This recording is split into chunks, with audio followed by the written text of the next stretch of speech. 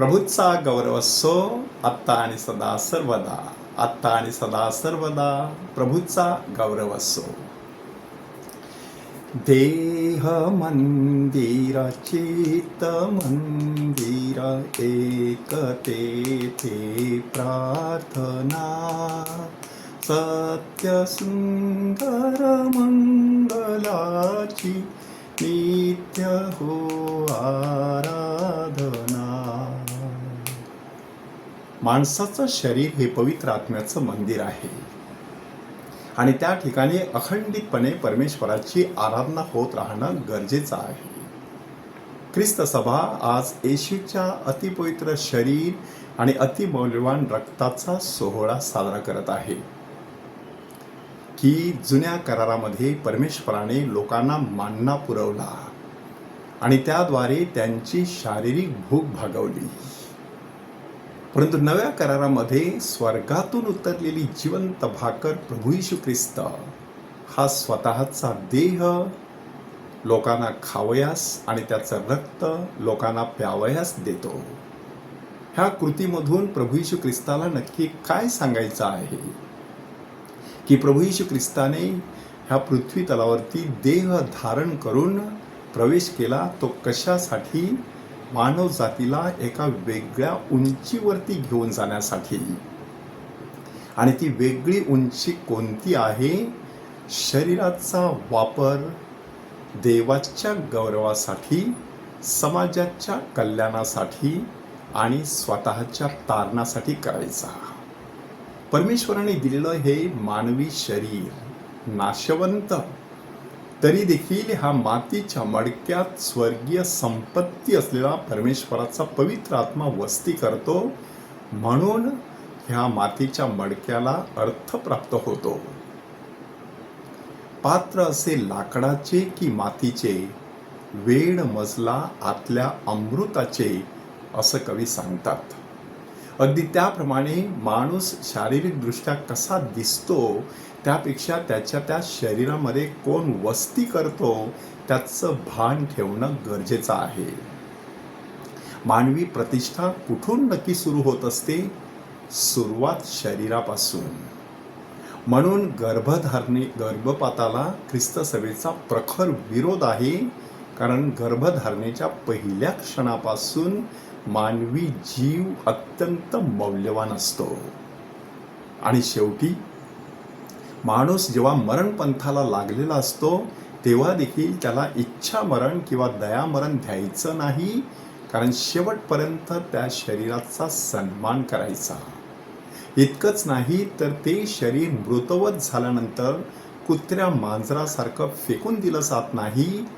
त्याला अंघोळ घातली जाते, त्याची केस दाढी केली जातात, त्याला चांगले कपडे घातले जातात, त्याच्यावरती फुलं घातली जातात, त्याला सन्मानाने मिरवणुकीने देवळामध्ये नेलं जात असतं. त्या मृत शरीरावरती पवित्र पाणी शिंपडलं जात असतं, त्याला धूप दिला जात असतो आणि सन्मानाने त्या पवित्र शरीराला खाचेमध्ये गाडलं जात असतं. ह्याद्वारे ख्रिस्त सभा काय जाहीर करत असते?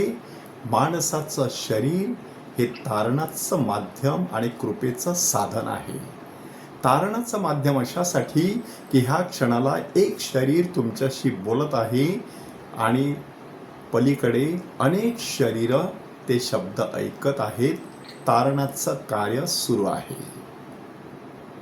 इतकंच नाही तर कृपेचं वाहक कृपा ही शरीरातून दुसऱ्या शरीरामध्ये वाहत असते. एखादे धर्मगुरू आपल्या डोक्यांवर हात ठेवतात त्यावेळेला आपल्याला तो परतत्वाचा स्पर्श होतो. तेच धर्मगुरू त्याच हाताने आपल्याला आशीर्वाद देत असतात. तेव्हा कुठेतरी वाटत असतं की आपण आशीर्वादित झालो. किंवा तेच धर्मगुरू रोजरी म्हणा, बेंतीन म्हणा, येशूची प्रतिमा म्हणा, ह्यावरती आशीर्वादपूर्वक हात ठेवतात तेव्हा त्या वस्तू आशीर्वादित झाल्या असं आपण सांगत असतो. माणसाचं शरीर कृपेचं साधन आणि तारणाचं माध्यम.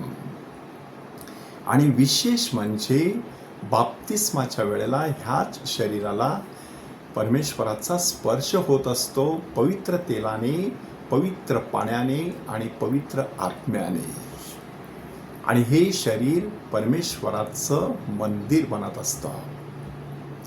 प्रथम ख्रिस्तशरीर साक्रामेंताद्वारे हेच शरीर प्रभू येशू ख्रिस्ताच्या शरीराचा अवयव बनत असतं. आणि हेच शरीर लग्न साक्रामेंतामध्ये एकमेकांना अर्पण केलं जात असतं, तेव्हा त्या प्रेमाला देखील पावित्र्याचा स्पर्श झालेला असतो. त्याच शरीराने एक नवीन जीव ह्या जगामध्ये जन्माला घातला जात असतो. अशा प्रकारे परमेश्वराचं कार्य अखंडितपणे ह्या शरीराच्या माध्यमातून केलं जात असतो. आणि म्हणूनच आज आपण तपासून पाहायचं आहे, येशूच्या शरीराचा आणि रक्ताचा सोहळा मी साजरा करत आहे. माझ्या शरीराचा आणि रक्ताचा वापर मी कशा प्रकारे करत आहे.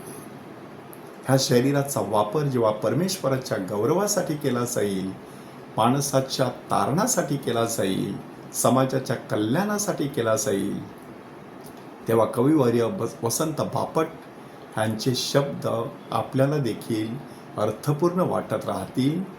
देह मंदिर चित्त मंदिर एक तेथे प्रार्थना, सत्य सुंदर मंगलाची नित्य हो आराधना. प्रभूचा गौरव असो आत्ता आणि सदा सर्वदा. आत्ता आणि सदा सर्वदा प्रभूचा गौरव असो.